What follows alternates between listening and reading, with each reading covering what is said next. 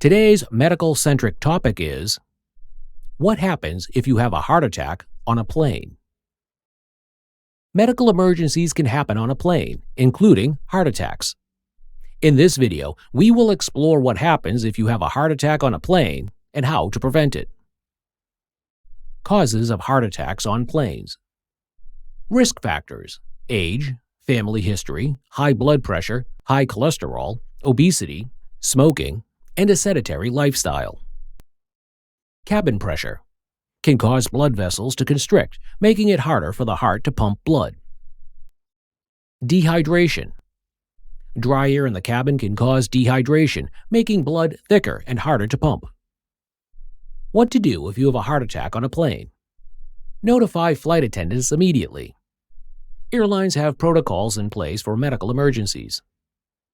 Flight attendants can provide assistance and contact a medical professional if necessary. Take prescribed medication, such as nitroglycerin. Medical kit may contain oxygen and other emergency supplies. Preventing heart attacks on planes. Talk to a doctor before travel if you have existing medical conditions. Have enough medication to last the duration of the trip. Stay hydrated by drinking water and avoiding alcohol and caffeine. Get up and move around the cabin every hour to improve circulation and reduce risk of blood clots.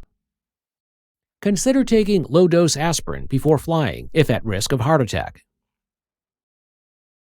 Airlines are prepared for medical emergencies and have protocols in place to ensure passengers receive care. By taking steps to reduce risk before flying and knowing what to do in case of a medical emergency, passengers can ensure a safe and comfortable journey. Thank you for watching our video. Please do not forget to like and share the video. Also, please subscribe to the channel to stay updated on our latest videos.